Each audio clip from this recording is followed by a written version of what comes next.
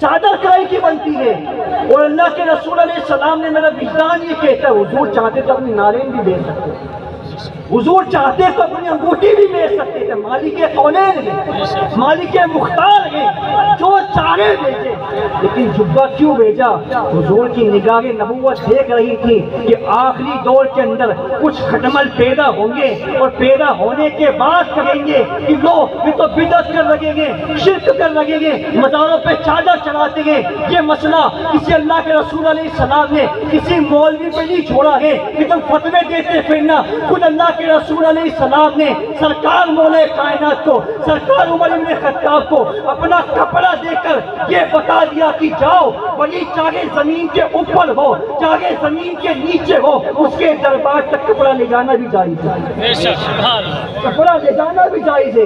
اور اس کے بعد کیا کہا جا کے دعا کرانا، دعا کرانا۔ ہم ولیوں کے مزار پہ جا کے مجھے نہ کرتے، تم لوگ کرتے ہو وہاں پہ جا کے، ہم نہیں کرتے، ہم تو بعد اب جا کے کھڑے ہو کر ان سے مانگتے ہیں، ان سے مانگتے ہیں۔ اللہ کے رسول علیہ السلام نے خود کہا گویا کہ حضور کی دعا تمام امت کے لیے کافی ہے، کافی ہے حضور کی دعا۔ لیکن حضور نے پھر کہا کیوں؟ حضور تو بتانا تھا نا، کھٹملوں کو جواب بھی دینا تھا، جواب بھی دینا تھا کہ تم ولی چاہے زمین کے اوپر ہو چاہے زمین کے نیچے ہو، اس کے مزار پہ جا کے اللہ کی بارگاہ میں دعا کر سکتے ہیں۔ وجہ کیا ہے؟ قرآن کہتا ہے ان رحمت اللہ قریب من المحسنین، اللہ کی رحمت اس کے یاروں کے قریب رہا کرتی ہے، یاروں کے قریب رہتی ہے۔ کسی نے ایک سوال کرا، کہا اگر ولی کے مزار پہ کوئی نشیڑی بھی جائے، جواری بھی جائے، زناکار بھی جائے، تب بھی اس پر رحمت برستی ہے؟ کہتا ہوں ہاں برستی ہے۔ بڑا جواب دیتا، برستی کیوں ہے؟ کیوں برستی ہے؟ اللہ اکبر۔ ایسا ہی ایک اعلیٰ حضرت اشرفی میاں رحمۃ اللہ علیہ، ہمارے پردادا مرشد، وہ ایک مرتبہ رامپور میں تقریر کر رہے تھے، تو انہوں نے یہ آیت پڑھی کہ ان رحمت اللہ قریب من المحسنین، اللہ کی رحمت یاروں کے قریب رہا کرتی ہے، چاہے وہ زمین کے اوپر رہے چاہے زمین کے نیچے رہے۔ ایک مجموعے سے کھڑا ہو گیا کہ مجھے عزم نہیں ہوتی ہے بات، کیوں؟ فرمایا اگر ان کی مزار پہ زناکار بھی جائے تب بھی برستی رحمت زندانی پر، کہ اگر بدکار جائے تب بھی اس پہ رحمت برستی؟ انہوں نے کہا بیٹا برستی، کہ میں نہیں مان سکا، اوپر اوپر اوپر اس کو بلایا۔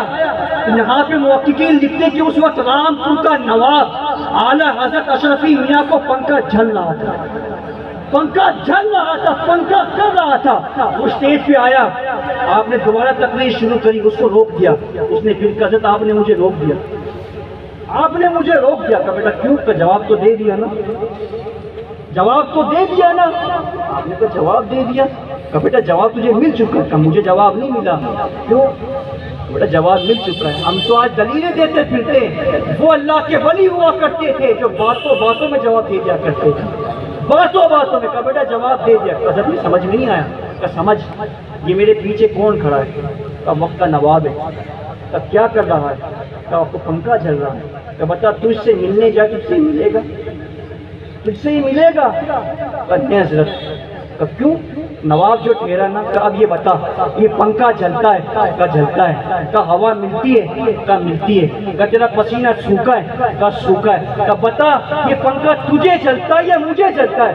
کہا حضرت یہ تو آپ کے عدم میں پنکھا جلتا ہے۔ کہا جب بتا یہ یہاں پہ ہو کر مجھ جیسے غلام پہ پنکھا جلتا ہے تو اس کی ہوا تجھے ملتی ہے، ذرا بتا تیرے آنے سے پنکھا چلنا اس میں بند کرا؟ کہا نہیں نہیں۔ کہا بلا تسبیح اور بلا تمثیل جب یہ نواب یہاں پہ کھڑا ہو کر پنکھا چلتا ہے تو ہوا تجھے ملتی ہے، بلا تسبیح و بلا تمثیل یاروں پر رحمت برساتا ہے۔ جب یاروں پر جب رحمت برساتا ہے تو آ کر یہ نہیں دیکھتا ہے کہ کون بدکار آتا ہے، کون زناکار آتا ہے، کون سود خور آتا ہے، بس یاروں پر رحمت برستی ہے، یاروں کے صدقے سے گناہ گاروں پر بھی برستی ہے۔ نعرہ تکبیر، نعرہ رسالت، مسلک اعلیٰ حضرت جشن غوث الورا، نعرہ تکبیر۔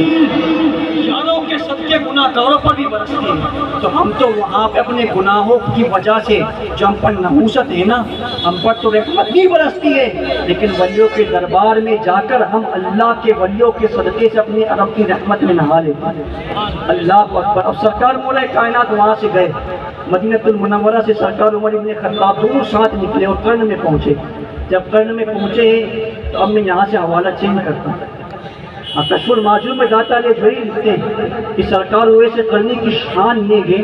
اویس قرنی کا یہ مقام ہے، یہ مقام ہے. مقام کیا ہے کہ اللہ کے رسول علیہ السلام نے خود اویس قرنی کو کئی مرتبہ اپنا سلام کیا.